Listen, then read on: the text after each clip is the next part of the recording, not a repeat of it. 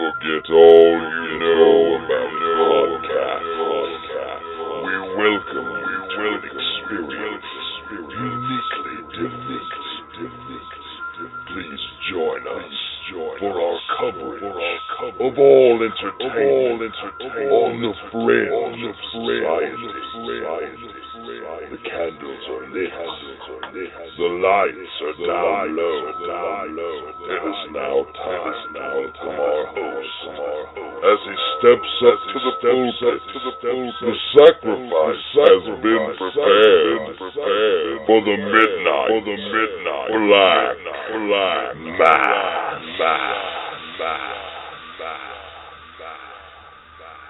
Ghastly greetings, groovy ghoulies. Welcome to another edition of the Midnight Black Mass, specifically Volume 6, Episode 8. I am your host, the maniacal minister of the occult, the Reverend the Dragon, Dan Wilson, alongside my partner in crime, the Hollywood Hacksaw, the Southeastern Strangler, but now the commissioner, the matchmaker of Empire Wrestling, Mr. Andrew Alexander. That's right. We're back on the show that never ends until it does end. But we're here, 8 episodes deep. And hopefully it won't end anytime soon. That seems to be getting We're going all the way. We're going balls deep with this podcast. That's right. No stoppage for blood. Oh, hell no. So, how was your week? Has it been eventful? Man, it's been okay. I don't know if I'd say eventful. Seems like forever since we got together like two peas in a podcast, but it hasn't been that long. It just feels like a long time. I don't have a lot going on. Right on. Well, we used to have a segment on this. Fucking. If it ain't wrestling, it's fucking. If it ain't fucking, it's wrestling. And I mean, there's just not much out. Is there really much outside of life than those two things, really? Not when you get right down to it. I mean, there's a few more things that might rank on my list, but not many. Yeah, definitely. Well, I don't have any more on my list, so that's all it is. The episode's going to be a little light on the fucking this week and a little heavy on the wrestling. There'll still be some fucking. Hoping to get a contestant in on promo or porno to close out the show tonight. But really and truly tonight, we're going to dedicate this episode in major part later on to a special report from the wrestling event that's getting rave reviews all across the country. Empire Wrestling's crazy from the heat. It happened. We were there. We lived it. We felt it. We breathed it. We bled it. And we're going to talk all about it here later on the show. Yeah. And I know you're very excited to do that. So way back when we first started the Midnight Black Mass, we used to have a segment called the Muji Movie Minute with one of our founding fathers of the Potty Humor Network here and co-host of Get Your Pulls, which a new episode will be coming very soon. Actually, will have already dropped by the time this airs. Get Your Pulls 108, so check that out. But he used to host a segment called the Muji Movie Minute where he would review usually a horror movie every week on the show. But now, of course, that's long gone and shows changed formats many times over. But am I correct in assuming that we have an Andy Movie Dandy tonight? Well, I got a nagging suspicion that Muji didn't review a movie in a minute. I know that guy wasted. There's no way that happened. There's no way. I don't know. You talking about Ant-Man? I don't want to. I saw. We're recording this tonight, opening night of Ant-Man. I've already seen it. I don't want to go into details too much because you haven't seen it yet. I guess I'll just say that it's a very good movie. It's enjoyable. I don't know if it's quite. You enjoy it if you're a hardcore fan. I think you can enjoy it if you're not a comic fan, but not as much as a lot of the comic movies. It's a very good standalone movie, but when you compare it, especially to see what it's sandwiched in between, Avengers, Age of Ultron, and Captain America Civil War, it'll be one of those that's low on the list when, 5-6 years from now when we review all of the Marvel cinematic universe, it's going to be one that I think might fall a little low on the list. Not that it's a bad movie at all. It's just these movies have become so epic and so huge that it's hard to live up with, especially when you got one character. He's a new character, and he doesn't quite have that depth that a lot of the characters do have. But very enjoyable movie. 2 post-credit scenes, definitely worth staying for. I still see people leave when the credits come on. How stupid are you? Like, the word is out. Stay till the end of a Marvel movie. But these jackasses still get up and leave. I don't understand that mentality. Have you not figured that out yet? You know, it's like that's the Marvel thing. There's always going to be a post-credits thing. They've, you know, a couple of times they've skipped out on it, but pretty rarely. No, not in the cinematic universe. They never have. Every movie has a post-credit scene. I know the Incredible Hulk post-credit scene is extremely early after the credits, and then there's nothing. But still, people leave as soon as the credits pop up, and I'm just like, you paid to see this full movie, and you're missing out on some key stuff here. But the post-credit scenes were good. I was a little disappointed going into it strictly because a few hours before I went, there's a leaked Captain America Civil War trailer. I think I've researched a little bit. I think it was shown at a India Comic-Con, and so that's how it was leaked. But when I saw it, I assumed it would be a trailer before Ant-Man, but it wasn't. So as soon as the movie started, there was this piece of me that was like, oh, no. But still a good movie, definitely worth seeing. And, you know, luckily we got some more leaked trailers to talk about because that was a big thing the past week and a half. Oh, yeah. San Diego Comic-Con happened, and we're going to have a full episode dedicated to that on Get Your Pulls 109, which will be coming out here in a couple of weeks. But we're going to talk a little bit right now about just some of the movie trailers that leaked because there was a lot of excitement surrounding that. First, X-Men Age of Apocalypse, or actually it's just called X-Men Apocalypse, is it not? Yeah, that's correct. So X-Men Apocalypse, that trailer leaked in inverted form, but still you could see enough to see just how awesome it was looking. I see a lot of the press photos got put out, like by Entertainment Weekly and other things, and people are kind of shitting on Apocalypse a little early.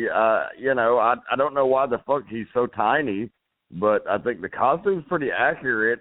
I don't dig that I didn't notice that there were no mouth lines, which, you know, is a cool trait of Apocalypse. There's those lines coming off the side of his mouth, just a design thing. But, you know, and he was kind of purple looking in the pictures, which should be more blue, and he looked more blue in the trailer, and that may just be because it was a really shitty copy.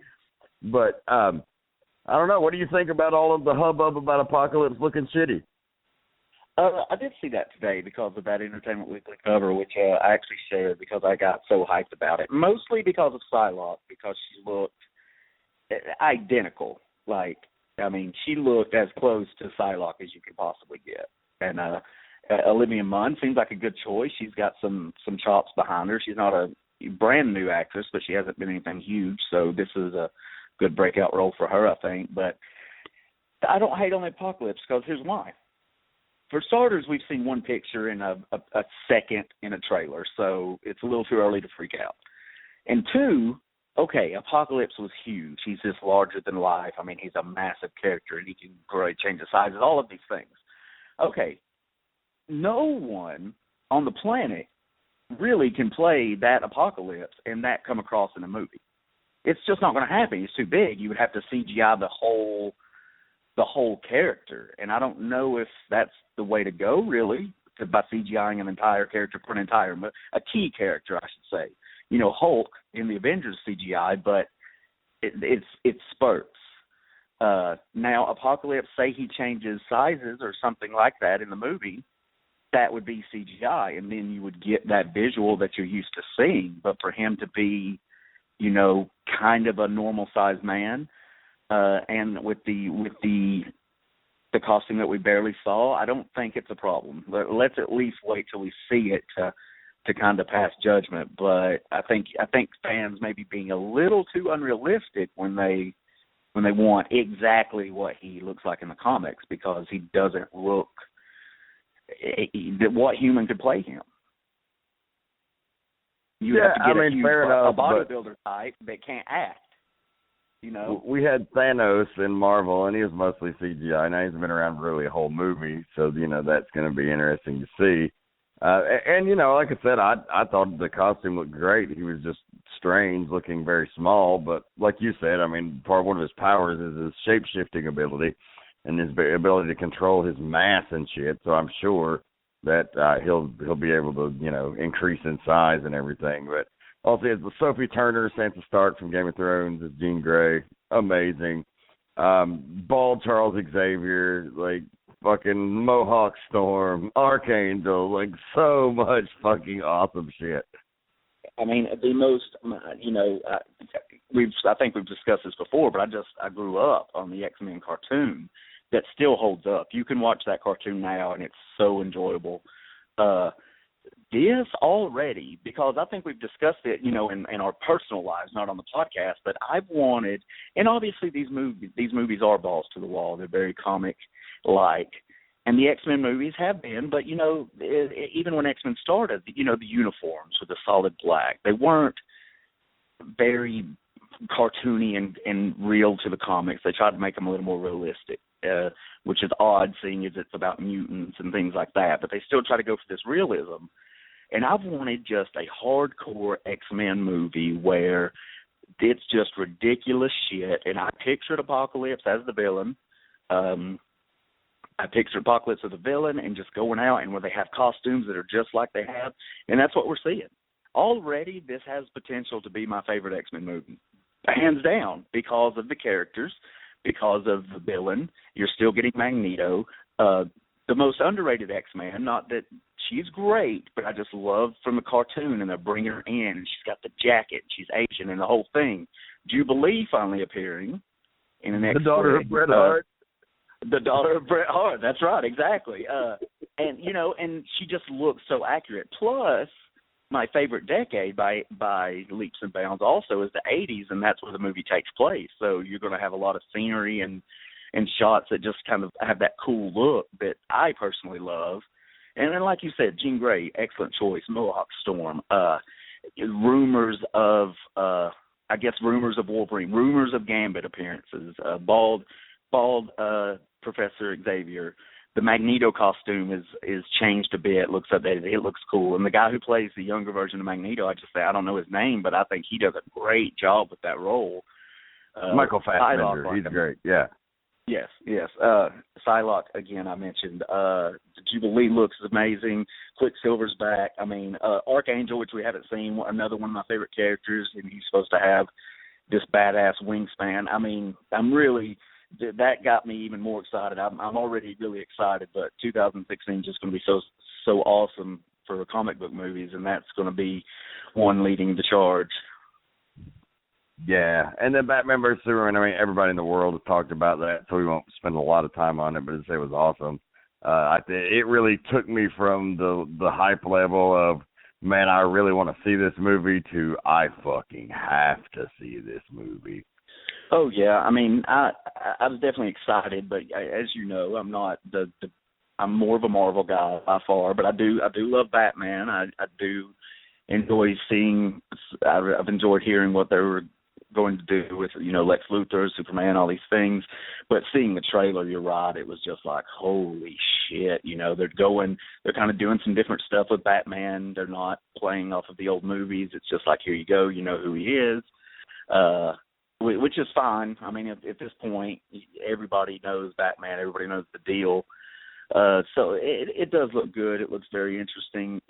But the thing is when Man of Steel trailer came out, I was like, okay, we finally have that epic Superman movie. And it did not live up to the trailer. Good movie, but I just didn't enjoy it as I enjoy some of the things that Marvel has put out. And I thought by the trailer that I was just going to be in love. And I definitely left the theater not feeling that. So I hope that doesn't happen here. But I'm not looking for it to. It had a real good feel about it. And so there's some Joker nods in there in the trailer, I think. Ben Affleck, I mean, I don't understand why the people are just up in arms about him as Batman, but I think he kind of had a cool look about it. So, yeah, that's definitely one to look forward to as well. They're right up there neck and neck with X-Men. Yeah, absolutely. I'm really stoked about that. And Suicide Squad looks cool too, but you know they didn't really show a lot. It was kind of some visuals of the characters you've already seen, set to music. You didn't get to hear the Joker's voice, and that was pretty awesome. I still think he looks dumb with the tattoos, but you know it still looks like Jared Leto is going to kill it. So you know I've not really been concerned about that. I mean, isn't there kind of a Joker that has a little bit of a look like that in some of the Batman stories? You know, the more crazy, just, you know what I mean? Maybe the Joker, like kind of, he was kind of like that in the Joker by Brian Azzarello and Lee Bermejo, the graphic novel. I mean, it was kind of a cross between like the Heath Ledger Joker and a little more extreme. And I mean, like there's been Elseworld stories and stuff where he was kind of more punk rock, but this is certainly a new thing for a main continuity for sure. Yeah, I mean, it kind of seems like, you know, obviously the Joker's crazy. I mean, he's very intelligent, but he's just psychotic. And the other Jokers, which I love both, definitely, and I don't think this will top those. It's just you get that sense, but you have to look for it. You have to just know that this guy's just not all there. But with this one, it seems like he's just full out batshit crazy. And the one line he delivered was a great line. And I know everybody's excited about Harley Quinn. I mean, she looked good and she looked cool. A lot of the characters in that movie I'm really not familiar with, but definitely going to see it. It looks like something different. And there kind of feels, you know, we didn't mention Wonder Woman kind of being in that Batman Superman trailer. Kind of feels like they're trying to hotshot a little bit, trying to catch up with the Marvel Cinematic Universe with this you know, because Batman's supposed to make an appearance in this. You can briefly see him in the trailer. So it seems like they're kind of trying to rush just a little bit to get to some of the Justice League and things like that. But I mean, that's cool. It's going to make for good flicks. I think the whole origin story, for the most part, of most characters is probably a done thing in comic book movies as a whole, unless it's they fought it for a long time, but they finally are giving it up and just starting movies in the midst of characters, because origin stories are a bit cumbersome. It's one thing if you got a TV show; it's a whole other thing to try to cram that into a 2-hour movie. Yeah. That's something I thought I did. I will go back to say I kind of thought that. Not that it's not subpar to it. I mean, subpar is not a fair word because the Daredevil Netflix series was just amazing. But I thought Ant-Man seemed kind of like if it was a Netflix movie, it would have been just perfect. Like, you know, I'm worried. I'm worried that it's not going to make the money that some of the other movies have made, and I want all of these movies to make as much money as possible because I want them. You know, we get 7 comic book movies in 2016, major comic book movies, I should say. I want that to get to 12. I'd love there to be one every month. Like, oh shit, there's this B-rate comic character who's getting a movie in February. Let's go see it. So I just hope it doesn't kind of flop a little bit. You know, obviously it's not going to do what Avengers did and Iron Man and things like that, but I hope it does well. And I think if it was a Netflix series, it would be a movie. It would be perfect. But we'll see. We'll see when those weekend numbers come in. And then the other big leak was Deadpool, which seems to be a hit. It's definitely something different, something new. Gets the R rating. A lot of foul language. He's a little foul-mouthed chucklehead, which is always funny. So, and the characters. I mean, I was shocked to see Colossus. Obviously, I'm not familiar with him, but just looking at the cast, I'm not familiar with any of these characters in that movie. But it's still definitely going to see it. I'm excited to see what they do. It looks like they're ignoring the Wolverine. They all pop into Deadpool. They all pop into Deadpool, and you don't really need to know anything about them. They all pretty much come from the Joe Kelly run, which is considered like the most funny run of Deadpool, the classic run. So it looks like they're just kind of doing a lot of fan service there. And It's going to be great, and I think it's going to do huge business because of the fact that it's so different. Like, and it's something people have been clamoring for. People are saying, "Oh, it's a mistake to rate it R." It's like, why? There's a million other PG-13 movies you're going to have to compete against, and then you're taking away some of Deadpool's biggest weapons in his arsenal to deliver the goods. You know. Exactly. Yeah. I mean, will it do the numbers that an Avengers did? Probably not. You know. Maybe because of that reason. But if it was rated PG-13, it might not do those numbers anyway because people would be upset because it's not very true to character. It's still going to do well. I think it will do exceptionally well. So I don't think that's a big deal at all. But I loved the jab when he said, "Don't make the suit green or animated." I mean, that was hilarious to me. Yeah. To the green, knocking the Green Lantern. That's just so funny. Yeah, just spit in the face. It's gonna be good, for damn sure, and tons of stuff coming out of Comic-Con. Because we're gonna give you a full rundown on the Get Your Pulls 109. So stay tuned to that. Let's run down a little wrestle news real quick before we get to old man haters. One of the pieces of wrestling was news and kind of ties into what we're talking about here. Edge was cast in the Green Lantern show as Atom Smasher, who's they're stating is a villain, but if you followed the Justice League, you know he actually was a member of the League in the famous Bruce Timm Paul Dini cartoon. So, it's probably going to be another one of those cases where he starts as a villain and ends up as an ally. You mean he was in Captain Flash? That's what I said. No, you said Green Lantern. What? You had Ryan Reynolds. You had Ryan Reynolds on the brain. I think you love him. I guess I did. Yeah.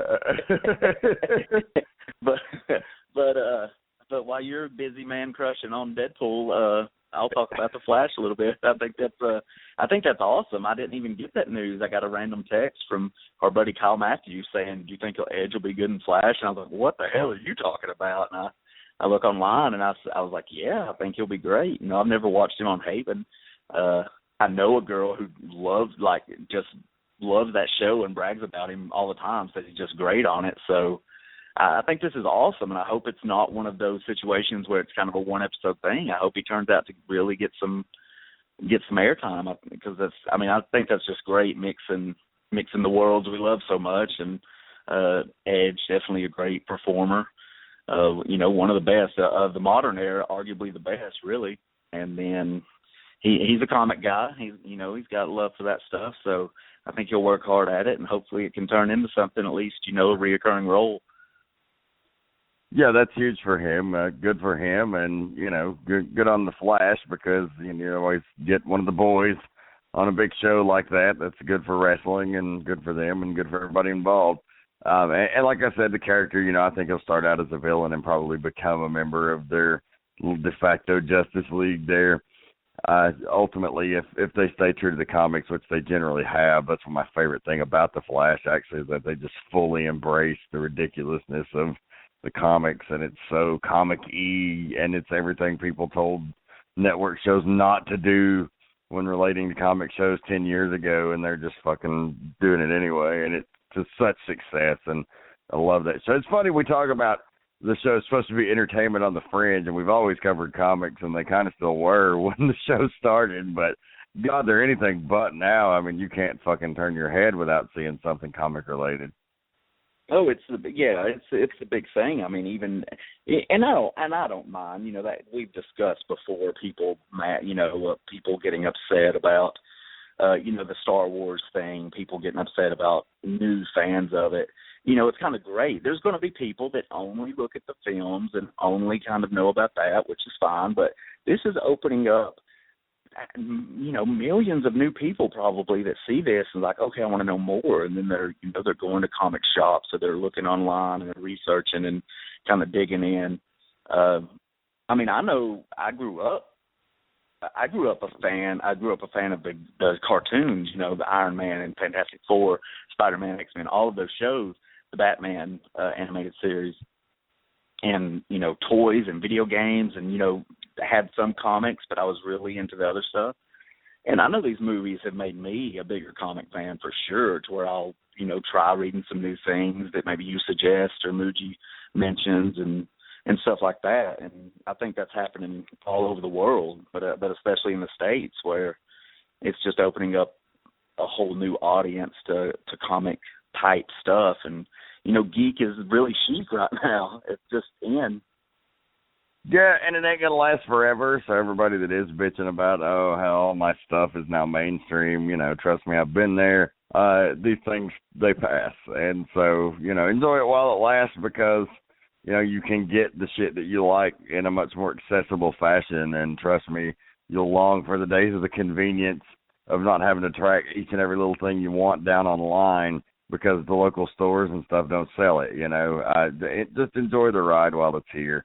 And don't get so bent out of shape about it, because it's not going to be that way forever. And when comics are an obscure thing again, you might actually miss some of the convenience associated with it. I'm sure there'll be a lot of things you don't miss, but there'll be, you'll probably miss not having all these great movies to go see and lots of other stuff. So anyway, but moving along from the subject of comics here, in the wrestling news still, I saw that Jushin Liger was going to be coming up, appearing at an NXT show in Brooklyn, New York, and that's just such a crazy fucking thing to me. Like, the Jushin Liger is going to be wrestling for the WWE. That blows my mind. What do you think about that? The first thing I think of is, I don't know if I've mentioned it on here, but I've had this theory going for a little while with NXT and it becoming its own thing, and they're touring with it and all of that stuff. They're getting some of these indie guys and everything. I'm telling you, the WWE, this is what makes them, is they are creating their own semi-competition, but they're creating an independent promotion. They're kind of becoming a Ring of Honor, but doing it better. From a production standpoint, it's better. Obviously, the NXT TV show looks really good. Looks like a small Raw with the vignettes and everything about it. I'm not sure about their setup when they're doing some traveling shows. I've seen some pictures, and it looks, pretty basic, but still nice and very clean, very, very nice looking. So I think they're just getting to a point where they're getting a lot of really good indie talent. They've got a lot of good talent down there. Now they're bringing in a lot of these guests that people like that want to see, like a Jushin Liger. And, they're going to – not only are they going to be the main – wrestling promotion in the world, they're going to become the main independent promotion in the world, and it's kind of genius. Yeah, it's just one of those like aliens shaking hands with the president moments. The WWE's delivered a lot of those over the years. If you followed wrestling in the 80s, there's lots of people you never thought would show up on WWE, or even in the 90s for that matter. But money talks and bullshit walks, and ultimately everybody's willing to do business usually if the dollar signs are right, and that's one of the great things about wrestling. And so in this case, I've always been just a huge mark for Liger. He's definitely not one of the typical types of wrestlers that I'm a giant fan of. I've got a great respect for the Japanese and all the hard work they put in, and the brutal matches they have, and the strenuous the rigorous training that they go through, and everything that is involved with that whole culture of Japanese wrestling. But Liger always just stuck out to me. Like, there was just, I love his outfits, the colorfulness of it. He was one of the first guys to do a lot of that crazy high flying stuff, and it was just amazing at the time. Like, nobody had ever seen some of that stuff. Like the shooting star press or the moonsault even. Muda had done the moonsault, but nobody had really done it, like an acai moonsault, like to the outside, shit like that. It was just unheard of, and Liger was one of those first guys, and because of his whole persona and outfit, like he was almost, he was like a comic character come to life as a superhero. And so, but totally anti everything WWE always has been, so it's just so crazy to. Yeah, he kind of brought that. It's funny. Because I've been going through all of the WCW pay-per-views in order on the the network, and I just watched the big match with him and Pillman, I believe Super Brawl 2, I want to say. Yeah. For the WCW light heavyweight title, and just, man, that holds up. That match is so good. Pillman, obviously, I've never really forgotten how good he was, but when you go back and look at some of this stuff, he was so good, man, so underrated, ahead of his time, and Liger was right there with him, like you said, doing a lot of stuff that nobody was doing, nobody was seeing. So I'm very curious to see who he'll work with at this NXT show, and maybe if this will turn into any type of Hall of Fame induction and Legends deal and things such as that. I don't see that wouldn't be on the table for this guy. No, I think you are hitting the nail on the head on where that could possibly go, and that would be great for him and all the Japanese wrestling, really, and American wrestling too, because I think everybody wins. The stateside fans that might not know about him kind of get exposed to him and may be able to go track some of this stuff down and become fans, and the people in Japan get the honor that their major star was recognized over here. It's such a big deal as the WWE Hall of Fame. So, yeah, that would be great. So, the one last thing we'll mention here in the wrestling news, just signed another deal to appear for Woo Wrestling on one of their productions, of course, with Alan Berry, the proprietor of Woo Wrestling. He's put together a mini production company. Of course, Woo has been one of the top websites for independent wrestling news for years, going back to the 90s. But now they've stepped into the foray of production, and they put out that great Pro South Wrestling Jimmy Ray versus AJ Styles match that you can get online right now. You can actually buy a streaming version for $1.99, or you can get the DVD, I believe it's $5.99. You go to woowrestling.com for more information. Or you can find them on Facebook at Woo Wrestling or on Twitter at Woo Wrestling, WHOO. And they are actually going to be handling the production on the Scenic City Invitational Tournament, co-promoted by Empire Wrestling at the Empire Arena in Rossville, Georgia, August 7th and 8th. That's a Friday and a Saturday. Talent from all over the country coming in for this one. Jimmy Rave has been signed. Gunner from TNA Wrestling recently. Caprice Coleman of Ring of Honor fame. We've got Corey Hollis. Ace Rockwell has been announced. Congo Kong, the IWA Mid-South champion. There's people coming in from all over the country for this thing. Very excited to rejoin my former NWA Wildside broadcast partner, Al Getz, who was my very first broadcast partner, even before the long run I had with Stephen Prazak there. But for the first couple of shows, it was actually me and Al. And so we reunited our broadcast team on the last production for Pro South with Rave versus Styles. They got rave reviews all over the internet and some great websites that have picked up on that. And I'll be appearing on a few different podcasts to talk about that here in the coming weeks. And very excited to rejoin Al and do the commentary officially for Woo Wrestling on the Scenic City Invitational Tournament for Empire Wrestling. That's awesome. Reunited, and it feels so good. I didn't think it would be this soon, but I'm happy. Yeah, and hopefully more projects like that will happen. Yeah, definitely. I mean, we need to try to get, this is a good eye opener for Empire too. It's not just an Empire produced show, but it's hopefully we'll get more eyes on that product, which we always welcome.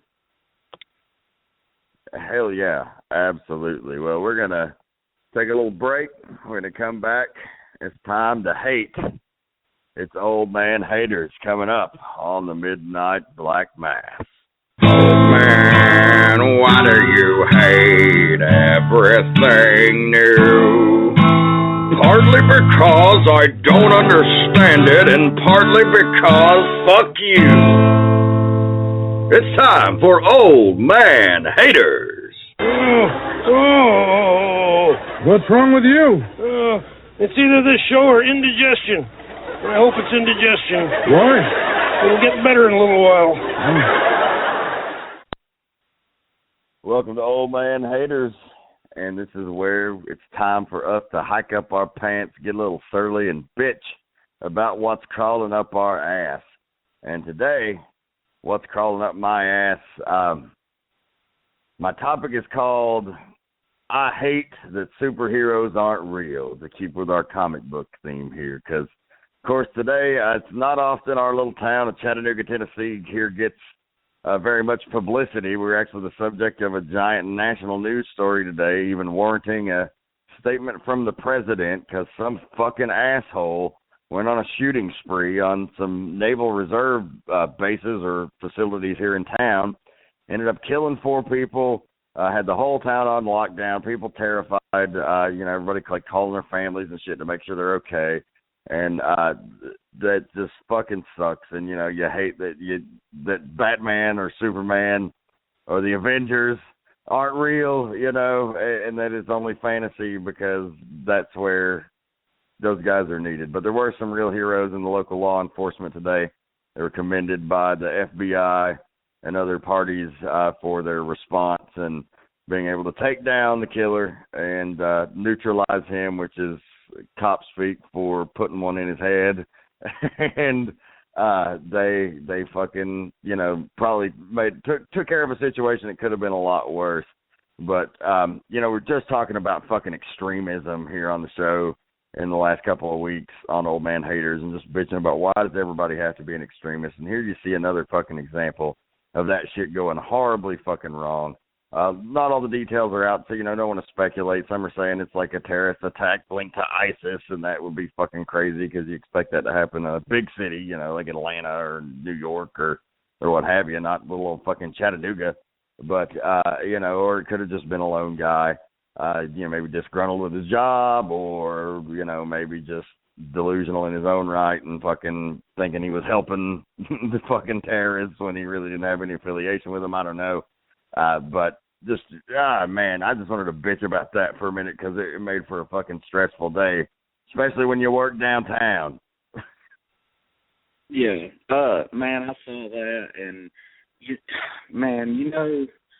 it's so crazy. Things like this, it's never going to go away. There's nothing that anyone can do. If people want to harm someone else, they're just going to be able to. That's pretty much how that is. But it just sucks that we spend so much time as a society and a country bitching and complaining about the wrong, just things that don't matter, things that personal beliefs that just don't matter. And, if we just have some way to worry about some of these problems that are real and that do matter. And, I heard the same, and I'm not Mr. Patriotic. I don't have any American flag stickers on my car or anything like that. But, I definitely appreciate the country we live in. And I appreciate, guys that will go overseas and fight for this country are better men than me, man, because I could not do that stuff. And, there's guys that do it all the time. They're risking their lives. And I kind of heard that same thing, that it was like a terrorist attack, like ISIS, sent out messages right when it was happening, calling out Chattanooga. And I've said it. I've said these terrorist attacks, they affect me as much as they affect everyone in the country just because of what they represent and everything, but they don't really affect me because I don't live in a New York City or a Los Angeles or something like that. But shit, I was wrong, my friend. That stuff that can hit anywhere. I mean, Chattanooga, Tennessee, right there.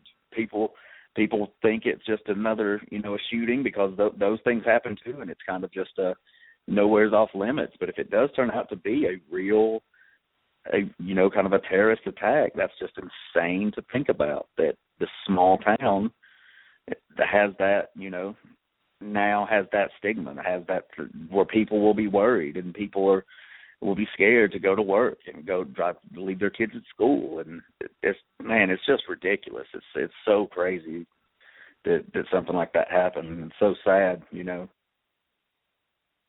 Yeah, so condolences to the families of all the lost soldiers that went down at the hands of this fucking asshole. And fuck that motherfucker. I hope he's getting butt fucked with a pitchfork. I mean, I wish they didn't kill him, not because I'm against that, but you just know that he probably went into that knowing that was the result, and that would be the result, and didn't care. And say what you want about any type of justice system. I've just got to believe that really if you're in one of these hardcore federal penitentiaries that he would have been in, that's got to be worse living your life there than actually dying, I would think. Or a death penalty, a death penalty where it's one of those where you wait 10, 15, 20 years and then you kill a guy. That's the punishment this guy deserved. He deserved to be told when to shit and when to eat and, things like that, not just being taken out. So, but, kudos to them. Those guys are heroes, man. You can disagree with cops, and I'm definitely not always a fan of cops sometimes because of, they have that a lot of times. It's not all of them. It's not fair to say all of them, but there's that attitude of they can get away with stuff and just things like that. And some of the Marines, some of the servicemen can come across that way, but there's good people out there. And, these guys are risking their lives, and they took this guy out, and that's something that I couldn't do, and I don't think you could do. And a lot of us people that live comfortable lives just could not do, and those guys are out there doing it. So definitely kudos and bravo to them. Yeah, absolutely. And the city is strong. Chattanooga has banded together pretty well, and at a time where things have been pretty divisive. So if any good comes from that, maybe it's just a little respect for a fellow man and let old man hate turn to old man love. But definitely. Not in the manner that we normally discuss here on the Midnight Black Mass.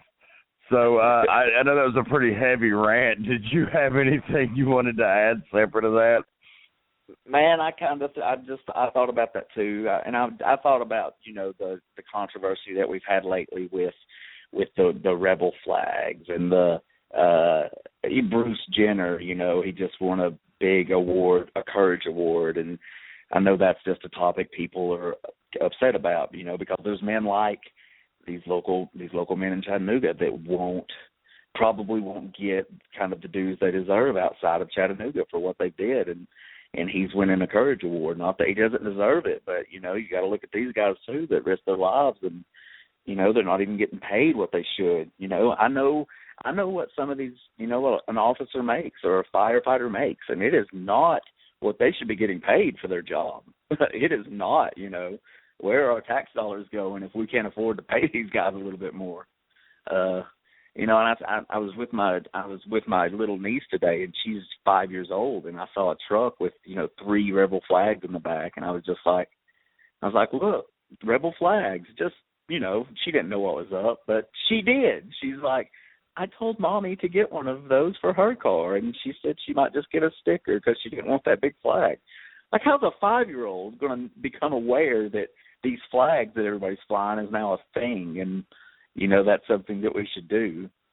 It's just, it's so crazy that's what makes the headlines, and that's what people want to gripe about. And, that stuff's just not real. Somebody having a flag, someone not having a flag, someone wanting to live their life a different way than you, that doesn't matter. It doesn't affect you. It doesn't affect anybody but that person. And then there's stuff like this that comes along to have to remind us we should respect each other, and just, you don't have to like people, but, just not judge them and not try to put everyone down or hate on people so much. It sucks that these things have to happen to open our eyes and kind of see that, So I kind of thought the same thing to bitch about as you. Just people kind of need to keep things in perspective, I think. Yeah, absolutely. Well, we're going to take a quick break. We're going to come back with the exclusive report of Empire Wrestling Crazy from the Heat 2015. We got a little somber there for a moment, but we're going to be anything but talking about this great event coming right back at you here on the Midnight Black Mass. But you do not get to win, shitbird. We do. Won't you cry? Oh, shitbird, yeah. What was it? The shitbird? And now, the Shitbird Break, featuring your friendly neighborhood strong-style psycho, Tank. If you paint fans on your walls, you might be a shitbird. This has been the Shitbird Break, featuring the Strong Style Psycho Tank. Tune in each and every week on the Midnight Black Mass to find out how you can avoid being a shitbird. The Midnight Black Mass is pleased to announce we have become an affiliate of the World Wrestling Network at WWNlive.com, the home of the finest iPay-per-view and video on demand in all of professional wrestling, featuring promotions like Dragon Gate USA, Evolve, Combat Zone Wrestling, OVW, Shimmer, Shine, $5 Wrestling, and the vaunted Kayfabe commentaries with their U-Shoot, their guest booker, and their timeline series. You have to check it out. Of course, you can always go to their main page at WWNlive.com, but if you will, do us a solid. Go to Facebook.com/PottyHumor or follow me on Twitter at Dragons Rejects. We'll be posting our own unique links to these events as affiliates. If you go through our link, they give us a little kickback, and we greatly appreciate it. Whether you're having an autograph session, personal appearance, or live event, we got just the person you need to contact for all of those needs. SBI Bookings is home of some of the best stars in the wrestling industry today.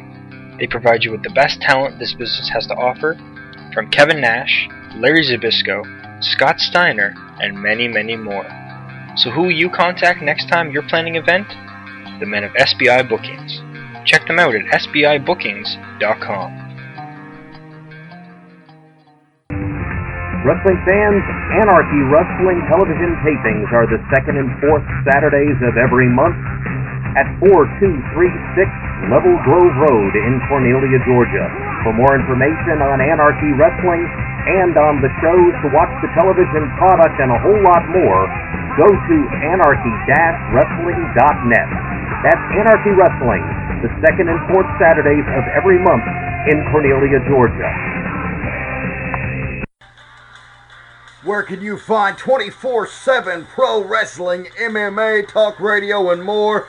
BeyondRingside.com, featuring 24/7 streaming audio, including the Midnight Black Mass, Sundays at 11 p.m. Eastern Time, except for pay-per-view weekends when they run a mini marathon and the Midnight Black Mass goes on as its namesake at midnight. But don't forget the other great shows like Beyond Ringside, Wrestle Rage, To Be Determined, and more. That's BeyondRingside.com. Hey kids, get your official Midnight Black Mass merchandise just in time for Halloween at midnightblackmass.spreadshirt.com. Be the coolest ghoul on the block with your brand new Reject or Midnight Black Mass t-shirt. Get them exclusively online. Online exclusive, people. midnightblackmass.spreadshirt.com. In this age of technology, appearance can make or break your franchise. Need to stand out in the crowd? Force FX is proud to work with each and every customer to bring them exciting new designs to reinvent their brand. Satisfaction guaranteed. Custom innovative logos can leave a lasting impression and add just the professional touch needed for you or your business to truly thrive. Let us help you grow with your own custom logo, starting out at the incredibly low price of $25. Force FX knows how to advertise. If you need flyers, business cards, web pages, promos, billboards, signs, or anything else designed differently and expertly, we can help. Send a message today with what you have in mind, and together we can create exactly what you need. The best designs, the best deals, designed differently. Force FX. Find out more at facebook.com/ForceFXDesigns or call 423-637-8784.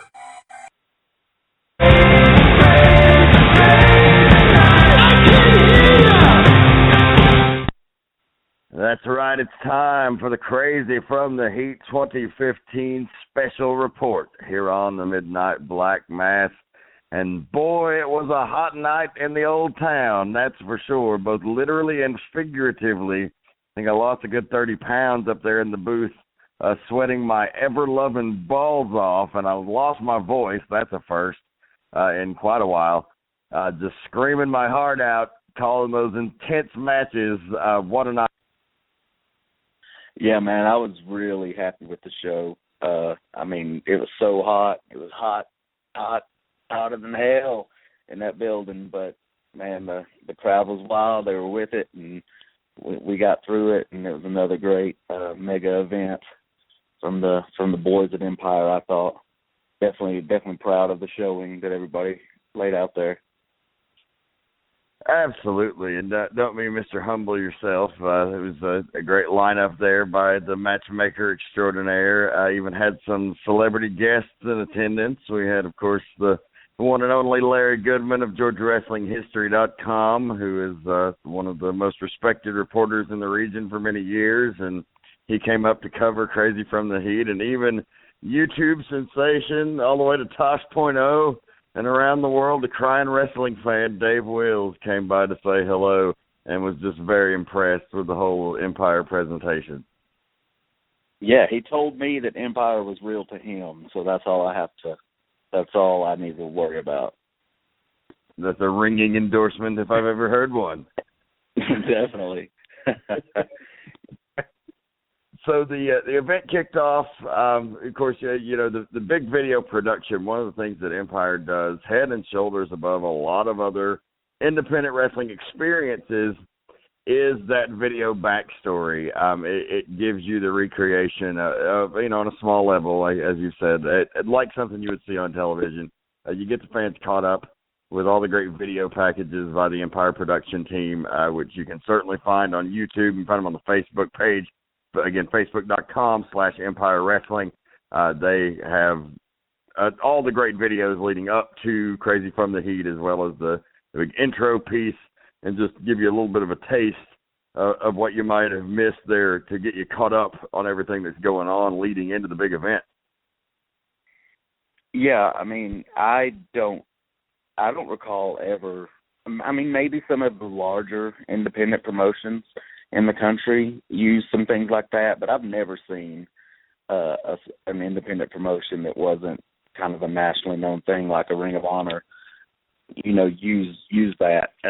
The Wild Side /Anarchy had a large video screen and definitely would show some backstage vignettes, and some people had some entrance videos, but even they have not used that technology in quite some time, I believe, and they never really, I don't think they made the hype videos, showing that backstory. If you just weren't there, you didn't read about it on the internet, you would know what was going on at a big show.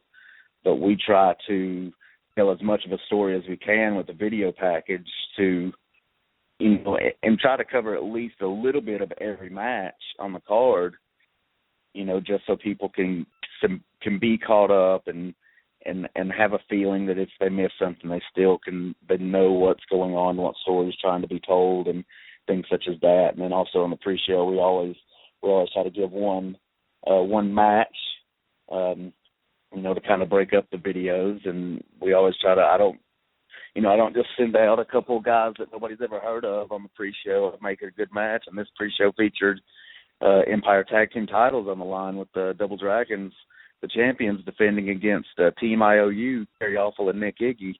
And, I didn't see most of the match. I was busy kind of getting ready for the show to start, but seemed like a good match. Crowd seemed into it.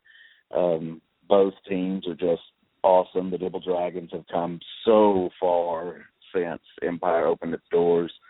Both of them. KP Hamill's kind of he's just redefined his body and his look and his whole presence. It's almost earth-shattering to see. If you see a picture of him from 3, 4, 5 years ago, his brother Keith, they've both just grown so much since the doors are open, I think, and I don't think I'm alone in thinking that. And Team IOU they're really good hands as well, but they're so entertaining, and they have this whole, if fans are listening and aren't familiar with them, you got to look these guys up.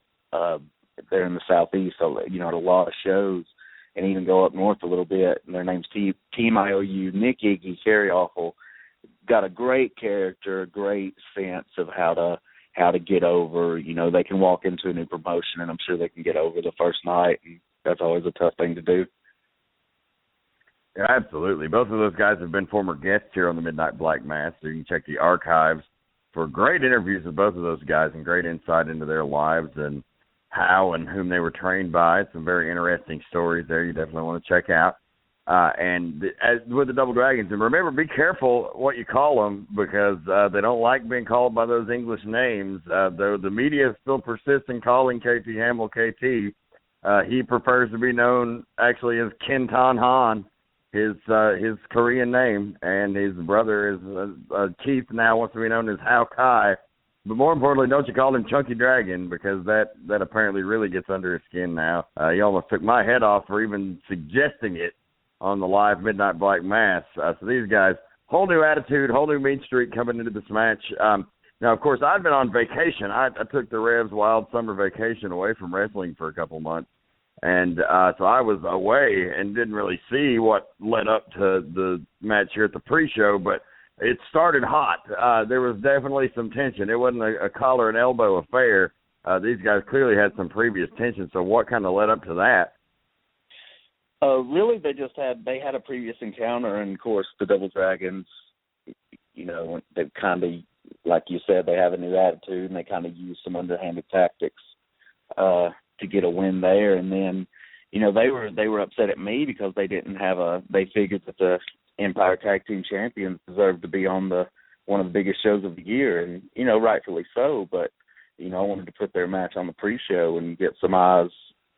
Make sure I want the fans to know for sure that these aren't throwaway matches that we put on, that they need to be there early and they need to see these videos and see the match and get the whole experience. So, they were really upset about that and just made it known to anyone who would listen that they thought that not only that being on the pre-show, but being against a team such as Team IOU was beneath them. And if you research these guys, if you get to know them a little bit, you kind of get the sense of what they're talking about. But, you can't take away that these guys are, they're athletic and they're serious professionals and they hit hard. And Kerry Awful has a lot of strikes, a lot of things he throws that, a lot of strikes with his knees and different things like that that's just very unorthodox. And he's a hard hitter, and pretty much the same with Nick Iggy. They're just very all over the place. They have a very unique style, but it's not all fun and games. When they're ready to throw down, they definitely do, and I think they proved that at Crazy from the Heat, like you said, coming in full force against the Dragons, trying to take those Empire Tag Team titles. The Dragons just barely edged away with a bit of a controversial victory, so I'm sure that issue is far from over. And again, the pre-show spot, definitely nothing to sneeze at. A match we're going to talk about here in just a minute that people are already calling a match of the year candidate. The street fight between Rush and Kyle Matthews, that was featured on the pre-show at Tooth and Nail. And that feud, of course, was one of the featured items on Crazy from the Heat. Maybe the match people were the most excited about on the entire card. So, you can't sneeze at that spot. Like you said, that's an opportunity to show people it is not a throwaway match. Those are the Empire Tag Team titles. And as we know, in Empire, those titles mean something. And they have been contested hot and heavy over the last few years with many tag teams who have given their all in some tremendous matches, ladder matches and more. And certainly, it's one of the most respected titles in all the company. And it's not as you said, not a throwaway spot. Yeah, definitely. I mean, I think people have, the turnouts for the pre-shows have been more and more each one we do. I think people have really, they realize that they do need to get there early. They need to get their seats and be ready, be strapped in for the ride because once we start, especially at the mega events, we get going, we don't stop, and we try to give you as much action as we can. And like you said, around the middle of the card there, we had that street fight, and that thing was, that was wild and all over the place. And Kyle Matthews, I think, maybe if you know him well, you might could expect a little bit of that stuff, but I think he showed a lot of people a whole new side. And there was some stuff in that match that even I was shocked by, and I know him about as well as anybody in the business, and I was just, I was really taken aback by that. And Rush, of course, he's kind of, for that type of match and that style, he's, been tested for years, and everybody knows how tough he is. But I think he probably underestimated Kyle a little bit too. And these guys beat the hell out of each other. It was uncomfortable to watch at times. It was one of the finest street fight type matches I've seen in many, many years, and I've called a lot of them. And there's a lot of great ones that hold up, but it's right up there with them. And I really am excited to see how that match holds up over time. I mean, these are two guys who, I mean, it's not like they weren't going to deliver the goods, but not delivering the goods would have just made it a decent feud that people liked and was good, and instead it put it over the edge into something of greatness, and not a lot of people touched that territory, but they definitely did there. But I was a little worried about Kyle because, like you said, he did some things that were a little out of character, just trying to take himself to that next level, and compete on Rush's level. But as I mentioned in the commentary that you'll see on the DVD and hopefully online releases of Crazy from the Heat, you got to be careful about staring into that abyss, because eventually it'll stare back at you. You start crossing lines that maybe are outside of your character, and I don't know, you might be getting into dangerous territories. So speaking of, as a guy who's been to some dark fucking places, let me just say, you got to be careful about testing your limits, because sometimes you can find out where they are, and sometimes you can exceed them without knowing it. Yeah, definitely. And I mean, Kyle's a level-headed guy. I mean, Rush just made this thing personal, and Kyle has his first child on the way, and Rush made some comments about that and how he wasn't a real man and how he wouldn't be able to be a real father. And man, it just lit a fire. And there were thumbtacks, and they broke that. They broke through the restroom door. First, Rush punched it. He went to strike Kyle, and he moved, and he punched his hands at the door, and then they ran through the door, and somebody was in the bathroom. They run out, pulling their pants up, and the ladders came out, and thumbtacks, and it was insane. And then the end of the match, we see Kyle, use some athletic tape to tape Rush's arms behind his back, and just, delivering super kick after super kick, and then ended up putting thumbtacks into Rush's mouth and nailing another super kick. And it was interesting to say the least. It was really uncomfortable to watch. I watched all of that one, and there were times I just wanted it to end, and I was grateful when it did. And then I go to check on Kyle, and he is wanting to get up to go participate in the junior heavyweight invitational that I left open to any junior heavyweight that wanted to accept the challenge, and he tried to go back out there for that. I had to talk him out of it. I told him that he could have a title shot against the Empire Junior Heavyweight Champion at the July 18th event, just so he wouldn't try to go back out there. I mean, that's insane to think about. Yeah, just showing a whole new side to himself. But, as long as he can keep that energy focused in the right place and in check, could mean big things as far as a comeback trail for Kyle Matthews and championships. Of course, as you mentioned, the junior title, we saw a couple of debuts at Empire in that scramble match. We saw a new champion crown via, as much as I hate to say it, a clever move by Ryan Vega. I think maybe we should touch on the six-man tag that happened before that first, because that I think so. It'll lead into it at least. Yeah. As we all know, the White Rose, Corey Hollis, Chip Day, and Ryan Vega continuing their crusade. Whether you agree with it, whether you don't, you got to respect these guys' abilities and what they've brought, especially since forming. And I'm seeing just, I've known Corey Hollis and Chip Day a long time, and I'm seeing new sides to them. A whole different attitude that I've seen in the past. Chip Day is, he's always been a really talented guy, but he's come along so far in the past few years. And now that they have this bona fide mean streak, they're going to be tough to stop. They took on the team of Mr. Sports Entertainment, the live wire Corey Cox and a mystery partner. Mystery partner turned out to be the longtime tag team partner of Corey Cox. Other half of the Wild Stallions, Chris Gans, who's always been a great performer and improves every match. He's pound for pound my favorite member to watch on the Empire roster. A little known fact there. Not to say that he's, better than a lot of guys, and there's definitely talents that are better and more established than him, but he's just the improvement, and he always is bringing new things to the table and has a very old school mentality of how to work, but definitely mixes it in with a lot of athleticism and some new school type moves. So it's good to see him back at Empire after a knee injury that he suffered at Tooth and Nail for. Had to take a couple months off. But, this match was really solid, just action from bell to bell, and the White Rose, they pulled out the victory.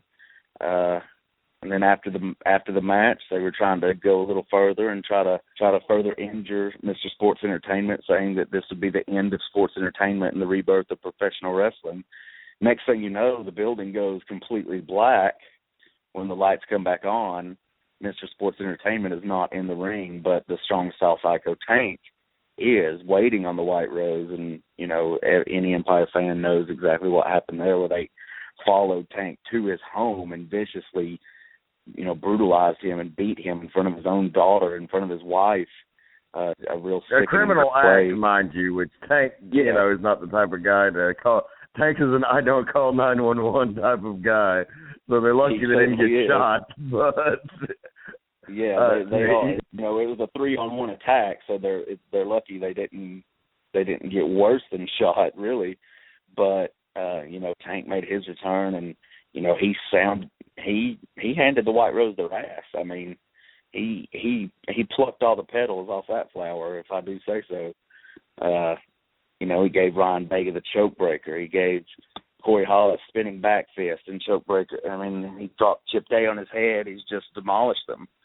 And when the dust was settled, the crowd is enjoying. They're cheering for Tank. They're celebrating his return. Little did anyone know that Ryan Vega, I don't know, we haven't heard from the White Rose yet. It's going to be very interesting to see if this is something they planned, if this was an idea that they had going into, maybe they all three wanted to participate in the Junior Heavyweight Invitational. But with Tank's appearance, that kind of spoiled it. But the next match was that match, and like you said, we had a couple of debuts, a couple new faces in that match. A new member to the roster, the Show, formerly Corey Dye, is choosing just to go by the Show, stated that some people can steal the show, some people can stop the show, but he is just the Show. Really cocky guy, that you look at him and you don't understand this arrogance at all. He's about 130 pounds soaking wet. He's muscular. He's got a little strength behind him, but, at that size, you wouldn't be able to take him serious. But this guy is an athlete, man, and he really, really surprised a lot of people, I think, with that showing. And, of course, the other newcomer, a trainee of the Empire Wrestling Academy, Chase Jordan, making his Empire debut. He's been wrestling locally for a couple months now, made quite a name for himself, and he's a high school athlete, a high school wrestler. You can see it in his performance. A lot of the basics, a lot of the fundamentals of wrestling he really kind of has down. For someone to be in the business less than 6 months, he's very far advanced with that stuff. But it takes a little bit more than just the fundamentals to make it these days. So hopefully he's going to be able to put together all the pieces and make a name for himself.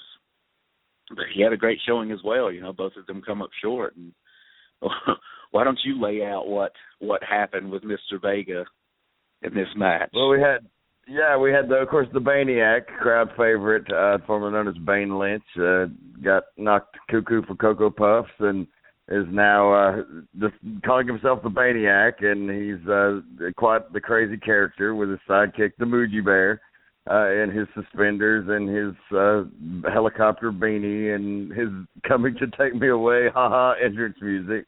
It's really given a new lease on life to Bane. Surprisingly, I don't think he expected it, but the crowd's really taken to him, and that was fun. And, of course, Matt Fortune, the reigning junior heavyweight champion, thought he had this one in the bag, even though he didn't have to be pinned to lose the title, and that was key here. We saw the longest reigning junior heavyweight champion of all time at Empire, Johnny Viper, trying to get that title back around his waist, and he had a good showing as well. But it was Ryan Vega, after that royal 5-star ass-licking that Tank gave him, he rolled under the ring, either in the darkness, in the confusion. I'm not sure when, but he did it cleverly enough because I didn't notice, and I was looking at the ring the entire time. No one noticed. Exactly. Nobody in the crowd noticed. I mean, this was a very sly move.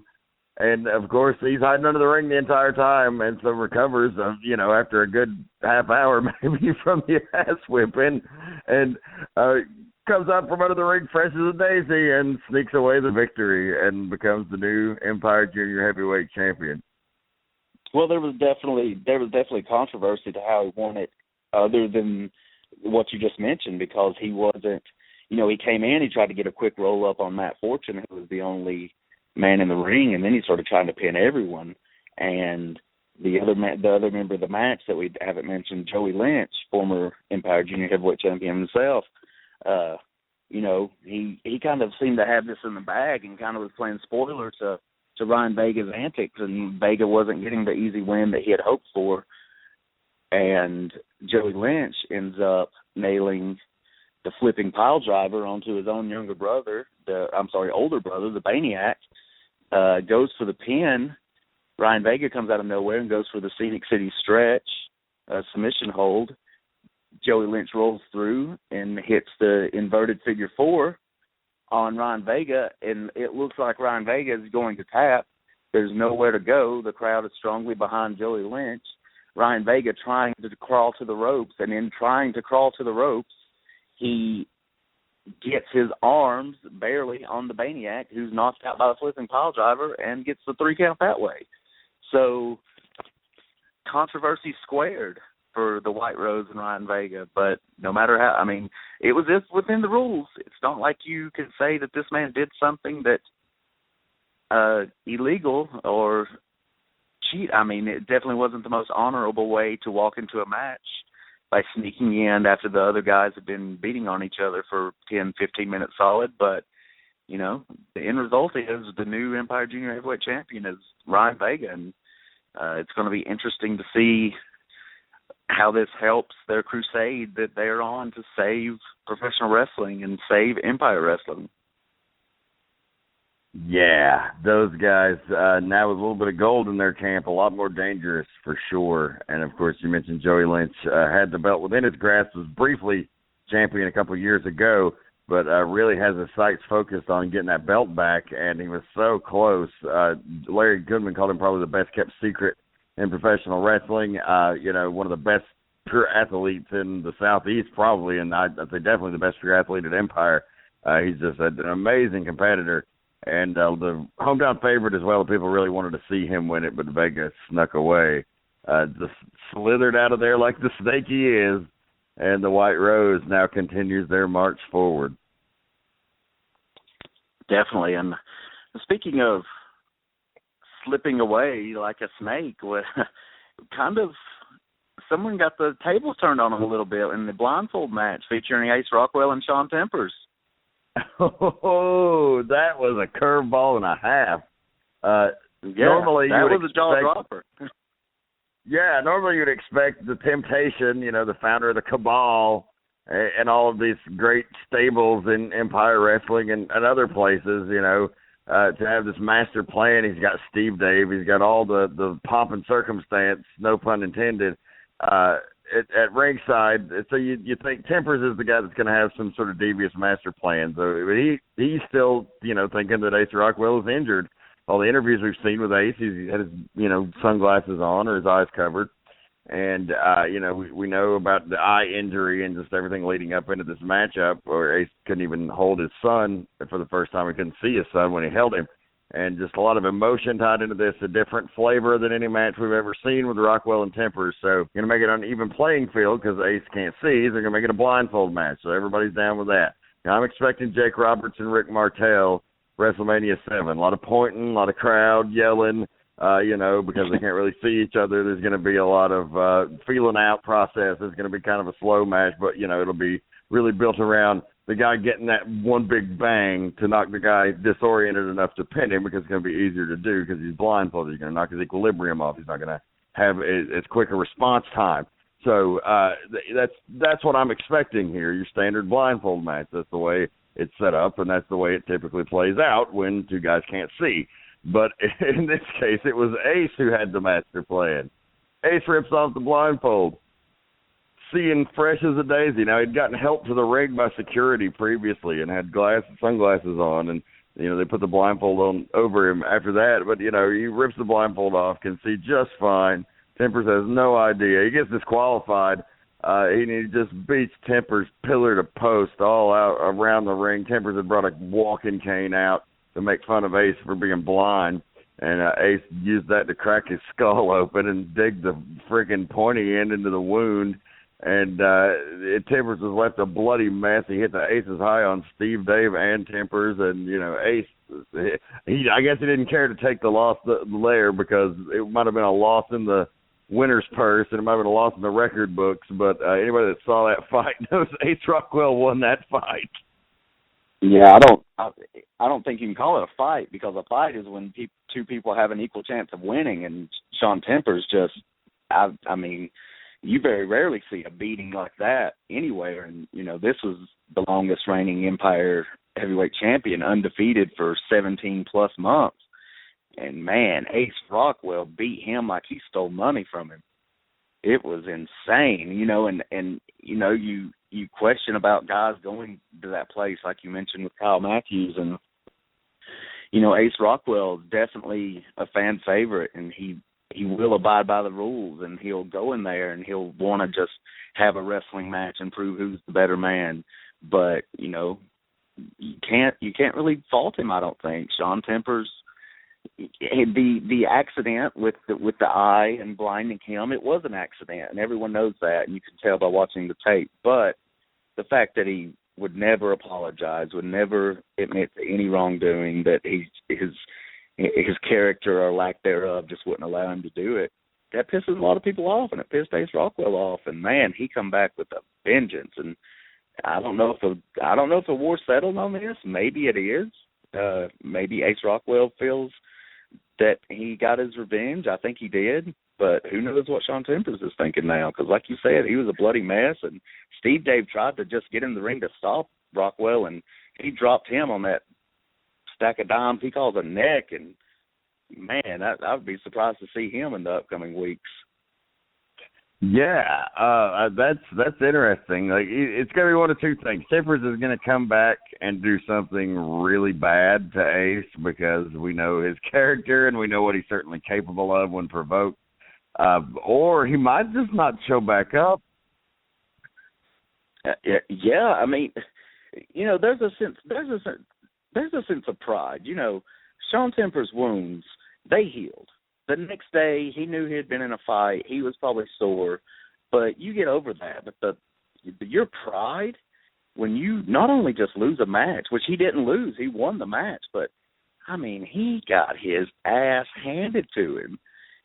It's hard to face people when, a sellout crowd witnessed it. It's hard to walk into a locker room and set your bag down and look across the room at other wrestlers knowing that they all watched you get the holy hell beat out of you.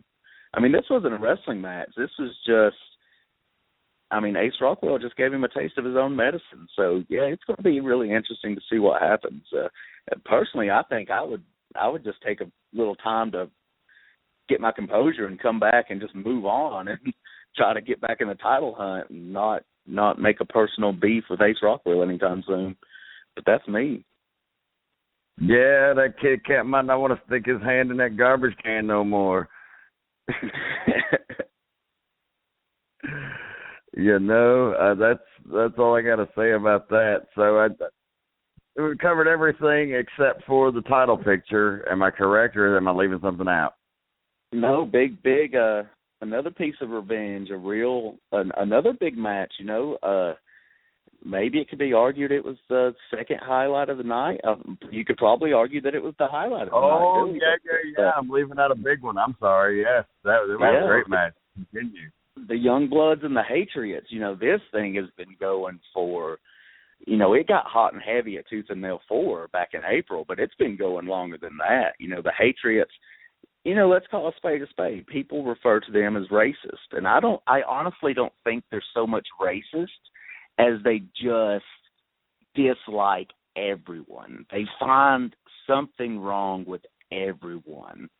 I doubt they look in the mirror and even like themselves. But, these guys, Eli Thompson, a former, he's been to war, he's been overseas, he served the country, he comes home and he just feels that he's not treated with the respect he deserves. And, that's a good point. I'm sure that's true for a lot of people, but, they just kind of suck it up and move forward with their lives and try to do the best they can. This guy, gets a really piss poor attitude and, finds, misery loves company. And Jason Hampton, while not a vet of any foreign wars, he's a veteran of the pro wrestling business for sure. And, he feels that he's never got his just due, and that that's an argument can be made for that too.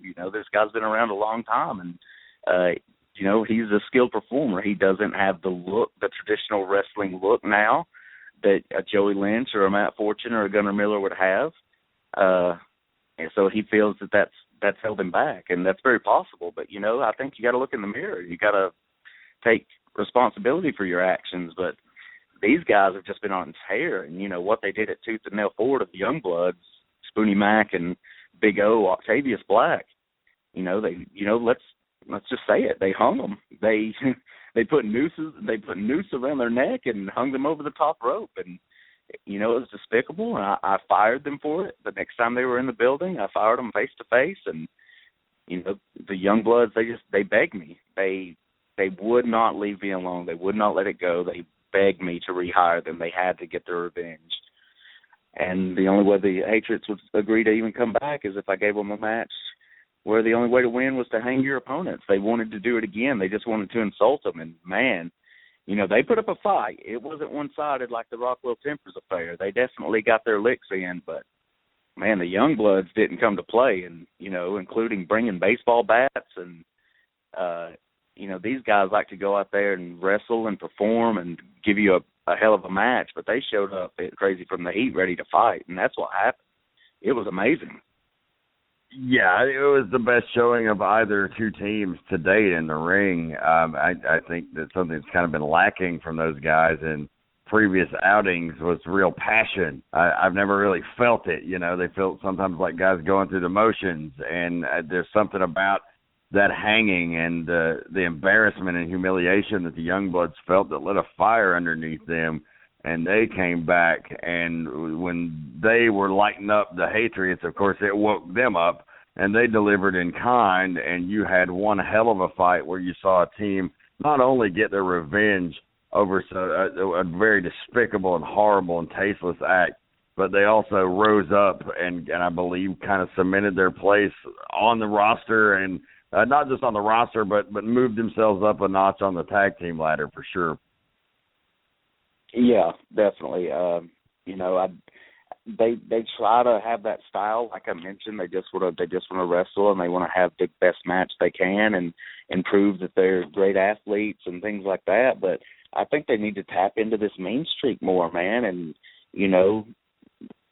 being a fighter and not being afraid to mix it up and brawl and do some things like that, I don't think that's really a bad thing. A lot of people see that as, it's not pure wrestling, and it's not. But, these days, you can't just rely on that, man. You've got to be ready to go. You got to be really ready to step it up, because not everybody's going to go in there and abide by the referee's rules. Somebody's going to ball up their fist and punch you in the face. So you got to be ready for that. And I hope these guys, continue that mean streak. And, who knows how the Hatriots are going to react to this, because they clearly lost. They were hung in the middle of the ring. And, when they got the noose around Big O's neck right in the middle of the ring, and he grabbed this solid rope, thick rope, and just ripped it in two, and it was an insane show of strength. And then they just proceeded to, demolish the Patriots and, threw them over the rope. And it was luckily that neither team walked out with the serious injuries, but, I hope this is behind, hopefully the Patriots need to pick another soapbox to stand on, because the young bloods showed them that, they're not going to tolerate their BS. And but it was a hell of a match for sure. Yeah, absolutely. That was a really enjoyable. It was the biggest surprise for me on the card. I mean, I was expecting a good fight there, but those guys really all delivered the goods. That was definitely the biggest surprise for me on the card. And, of course, talk about the Empire Heavyweight Championship. To kick off the main card proper, we saw the number one contenders match. Bobby Hayes taking on Gunnar Miller. It was a wild, bit of a brief affair, but it was intense. And Bobby snuck away with a victory there over the wildly popular Gunnar. I don't think Gunnar has anything to worry about. He's a young guy. He's going to live to fight another day. Bobby Hayes ended up getting the title shot for the main event against the Empire champion Logan Alvey. Now, Alvey had no idea who the winner was going to be of that match, so he had no time to prepare. Of course, he had to just prepare for both guys. Of course, he's pretty well prepared for Bobby Hayes. He had a huge feud with him a couple of years ago where Bobby Hayes split his skull wide open with a steel chair. He had to have like 7 staples, I believe it was. He knows all about Bobby Hayes, and he's even beaten him before. But tonight, for the Empire Championship, it was his biggest challenge to date. What about that match? Yeah, I think a lot of people really favored Gunnar Miller to defeat Bobby Hayes and go on and face Logan Alvey in that match. It's something that I want to avoid, because I just know because these guys they represent the best of Empire. Now, I don't mean the most athletic, and I don't mean the most technically sound. I just mean like when you think of how a professional wrestler should act and conduct themselves and things like that. Logan Alvey and Gunnar Miller are kind of textbook examples, and I just know what this business and a championship like the Empire Heavyweight title can do, to people. And I would hate to see that either one of them become somehow soured or changed by it. But, I don't think that is going to be avoided forever. A lot of people probably expected Gunnar Miller to walk out the winner of that first match, but Bobby Hayes, looking back at the tape and definitely what we saw in the Logan Alvey match, he clearly used a foreign object or an international object, depending how PC you are, but there was definitely, he had a little assistance there. So like you said, Gunnar Miller, nothing to be ashamed of. Some people are going to take that low road, and Bobby Hayes is not above that.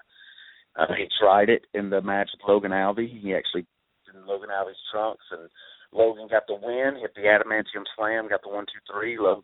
Bobby Hayes tells the referee, check his trunks, finds the object, restarts the match, and Bobby came really close to being the new Empire Heavyweight Champion. Dangerously close. Logan Alvey showed that heart and that fire, and he's an unconventional guy. He's young, he's hungry, he's strong. He's still working his way up through the professional wrestling ranks.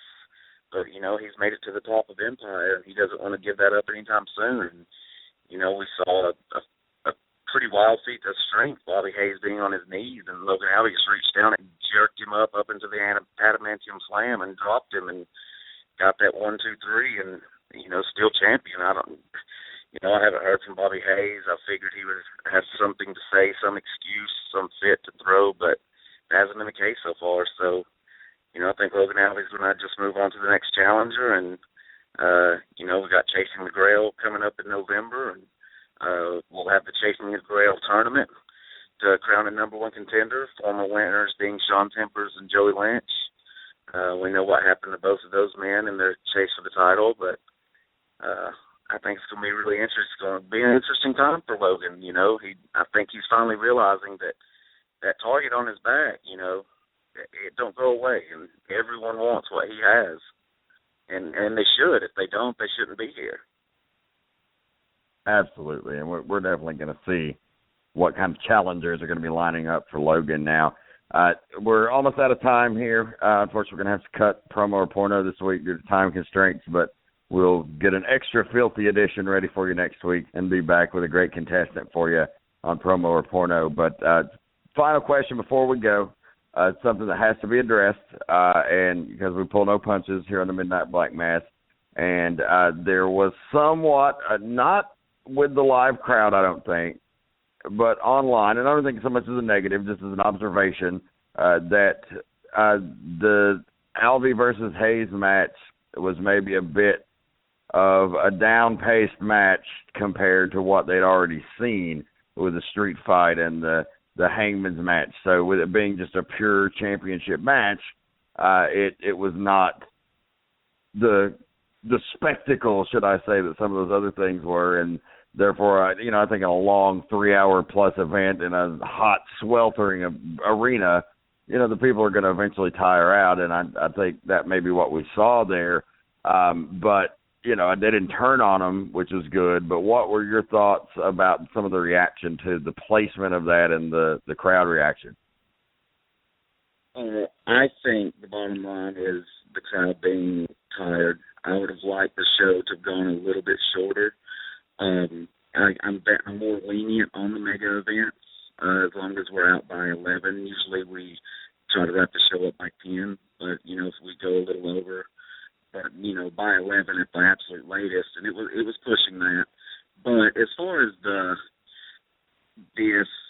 was a different pace than the other matches. Yeah, I never expected it not to be. I don't know what is the argument that the title match should have been earlier in the card because a quote unquote better match would have been a better end to the show. I think that may be some of the consensus, yeah, or that just I don't know, like Larry Goodman I think suggested maybe it would have been better saved for a different event, but you're not going to have a mega event without a title match, so exactly, yeah, and why sometimes there's circumstances like if you had a cage match, obviously you have to put it up, but I don't know why I would have not made the Empire Heavyweight title the main event and the focus of the show when it's the Empire Heavyweight title. I didn't expect for a minute for any type of, no matter who was in the Empire Heavyweight title match, for it just to be that straight wrestling match. I never intended that it would be more exciting or more of a roller coaster ride than, those other things.